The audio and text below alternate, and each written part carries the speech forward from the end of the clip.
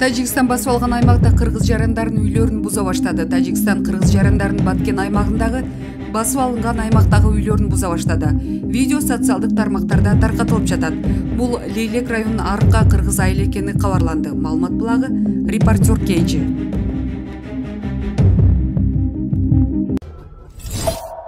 Лейлекте ок бирде атылып, бирде токтоп жатат. Облустук милициянын билдиришинче, ок атуулар Лейлектин Арка 1 жана Борбордук деген айылдарында уланууда. Баткендин Лейлек районунда мал менен ок атышуулар болуп жатат. Бул тууралуу облустук милициянын маалымат катчысы Дамира Юсупова билдирди.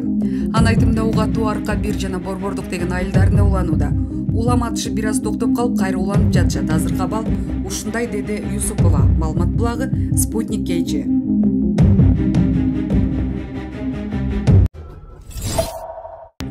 Камчы Көлбаев Баткенге барды. Мыйзамдагы ууру аттыккан Камчы Көлбаев Баткен жергесине барды. Бул тууралуу Вест Кейджи басылмасы кабарлады. Белгилүү болгондой, Камчы Көлбаев азыркы учурда өкмөттүн Баткен облусу боюнча ыйгарым укуктуу өкүлү Өмүрбек Субаналиев менен жолугушууда. Эске сала кетсек, Баткенде чек арада чыр чыккандан кийин миңдеген жарандар Баткенге жардамга барган. Маалымат булагы Медиа Центр. Камчыбек Ташиев Тажикстан УКМК башчысы менен жолукту. Улуттук коопсуздук боюнча мамлекеттик комитеттин төрагасы Камчыбек Ташиев Тажикстан УКМК башчысы Ятымов Саймумин менен жолукту. Бул тууралуу Кабар агенттигине УКМКнын басма сөз кызматынан кабарлашты. Ташиев жергиликтүү жалпыга малымдоо каражаттарына берген маегинде бардык суроолор чечилип жаткандыгын айткан. Бүгүн кечке чейин кырдаал жөнгө салынат деп айтылат маалыматта. Маалымат булагы Назар Ньюс. Өзбек президенти Жапаров жана Рахмон менен сүйлөштү. Өзбекстан президенти Шавкат Мирзиёев 30 апрелде кыргыз президенти Садыр Жапаров менен кыргыз-тажик чек арасындагы абалды телефондон сүйлөштү. Бул тууралуу Өзбек президентинин расмий сайтында кабарланды. Анда кыргыз-тажик чек арасындагы абал жана аны жөнгө салуунун жолдору талкууланганы айтылат. Ошондой эле Кыргызстан менен Өзбекстан ортосунда ушул жылдын март айында кабыл алынган чечимдер жана келишимдерди аткаруу сүйлөшүү жүргөн. Ушул эле күнү Мирзиёев Тажикстан президенти Эмомали Рахмон менен телефондон сүйлөшкөнү белгилүү болду. Анын жүрүшүндө кыргыз-тажик чек арасындагы абал талкууланган. 29 апрелде Өзбекстан тышкы иштер министрлиги чек арадагы соңку жагдай боюнча билдирүү таратып, жабыр тарткандар көбөйүп бара жаткандыктан коңшуларды ынтымакка чакырган болчу. Маалымат булагы Азаттык. Саатбек Эгембердиев Аркада абал оор. Лейлек районундагы эң четки айыл өкмөтү жаңы жерде ок атуулар айылда уланып жатат. Аймактагы май куючу бекеттер, дүкөн кампалары өрттөлүп, таланып тонолгон жаңы жер айылдык кеңешинин депутаты мурдагы айыл өкмөт башчысы журналист Саатбек Эгембердиев Азаттыкка курган маегинде билдирди. Саатбек мырза, сиз жашаган Лейлек районундагы Арка айыл аймагында кырдаалтынчы эмес деген маалыматтар бар. Ушул тапта абал кандай? Арка, Достук, Жаштык жана Борбордук айылдары жаңы жер айыл өкмөтүнө карайт. Кырдаал чында эле оор. Кече ок чыгаруу токтойт деген менен эртең менен азандан кийин эле кайра башташкан. Жол боюндагы май куючу бекеттер, дүкөндөр өрттөлдү. Үйлөр күйгөн тууралуу маалыматтар бар. Мектепти миномет менен аткылашыптыр деп уктук. Биз да азыр талаада адырда жүрөбүз. Айылга эртең менен барып келгенбиз. Саат 8дерде Кыргызстан тараптан 10 чакта аскер техникасы келип, айылдарга кирип кетишти деп айтышты. Айылдын эли кайда? Эвакуация болду беле? 4 айылдагы кары-картаң аялдарды, балдарды бардын кечеле алысыраак, тынчыраак жактарга коңшулаш Маргун айылына жибергенбиз. Аларды жеткирип, эркектер кайтып келген элек. Белгилеп айтып коюучу нерсе, Маргунда эл чогулуп бизди күтүп алышты. Өтө жакшы уюштуруп коюшуптур. Бизди тосуп алып, жатак жайыңар, бара турган жериңер барбы деп сурап, баргандардын курсактарын тойгузушту. Жаңы жерде көп улуттардын өкүлдөрү жашайт. Тажиктерди аралаш эле. Алардын абалы кантты? Ооба. Бизде Борбордук айылында тажиктер көп жашайт. Алар деле тынч жактарга эвакуация болуп кетишти окшойт. Мындай кырдаалда ар ким коопсуз жактардагы өз тууган тааныштарын издешет. Мында деле ушундай болду. Тажиктер деле коопсуз жактардагы тааныш туугандарыныкына кетишсе керек. Караңгыда байкай албадым. Арка аймагы Кыргызстандын эң четки Тажикстан менен ортосун бир жол бөлүп турган айыл. Жол боюндагы май куючу бекеттер, дүкөндөр өрттөлдү. Талап тонолду деп кабарланып жатат. Чындыгы акыбалы кандай? Эл чындыкты билсин. Сыймык Жапыкеев 300 офицер менен Баткенге барууга президенттен уруксат сурады. Урматтуу башкы командачы Садыр Нуркожоевич, Финансы полициясынын жамааты сизден уруксат сурайбыз. Финполиция жолуп кеткенине карабастан Финполдун толук жамааты Баткенге барып, элибиздин тынчтыгы үчүн өз жаныбызды аябастан барып баскынчыларга каршы туруштук берүүгө 300 офицер чыгып кетүүгө даярбыз.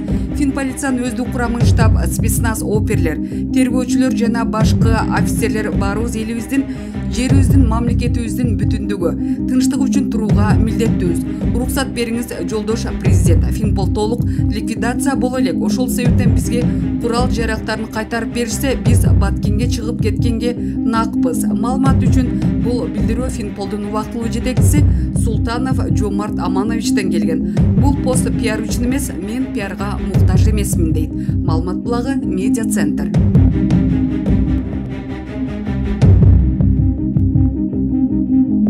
Эл чындыкты билсин. Ташиев Баткенде жабык жыйын өткөрүүдө. Улуттук коопсуздук боюнча мамлекеттик комитеттин төрагасы Камчыбек Ташиев Баткенге барды. Азаттыктын кабарчысы саат 11:20 маалымдагандай, ушул тапта ал облустук администрацияда жабык жыйын өткөрүп жатат. 28 апрелде Кыргыз-Тажик чекарасында чыр чыгып, 29 апрелде да уланган. Баткен жана Лейлик райондорунда атышуу болуп, үйлөр жана имараттар өрттөлдү. Соңку маалыматка караганда Кыргыз тараптан 134 адам жаратылды. Алардын 13-ü каза болду. Тажикстандын бийлиги жабыркагандар тууралуу расмий маалымат бере элек. Журналисттери 90 адам жаратылып, 10-ü каза болгонун билдирүүдө. Облустук милиция ок атышуу токтогонун айтты. Бейрасмий маалыматка караганда айрым жерлерде ок атылып жатканы угулууда. Баткен жана Лейлик райондорунда кеминде 11 айыл, 5 тозот жабыркады, 1 айыл жана май коюучу 27 бекет толук өрттөлдү. 1 айылдын башчысын тажик тарап барымта калды. Чегара кызматы УКМКга карайт. Маалымат булагы Азаттык. Эл чындыкты билсин.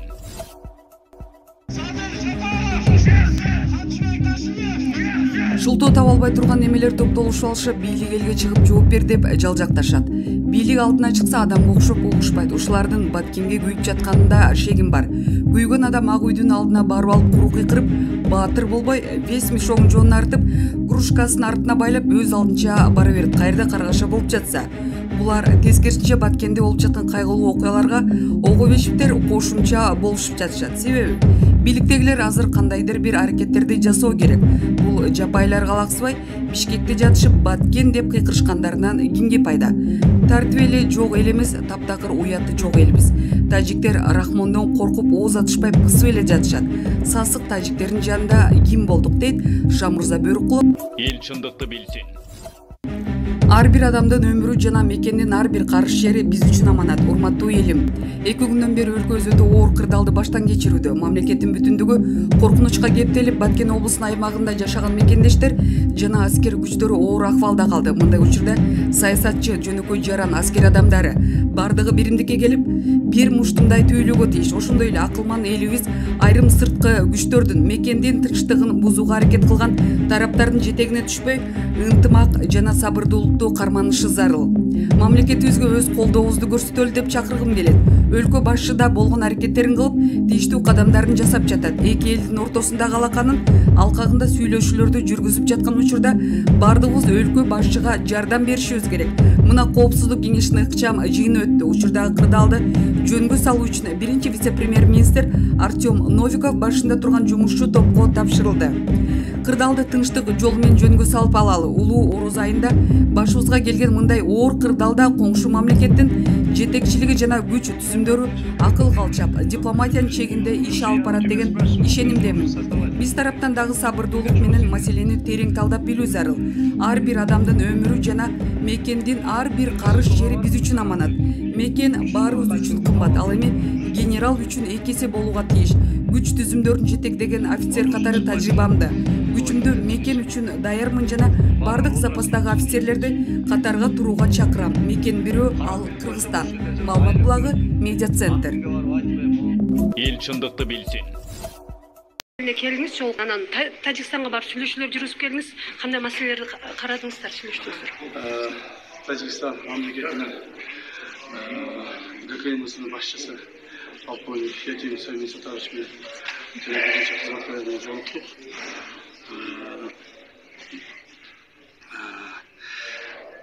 Жолугушуу жакшы болду. Нейтральный жерде жолуктук. Жакшы болду жолугушуу.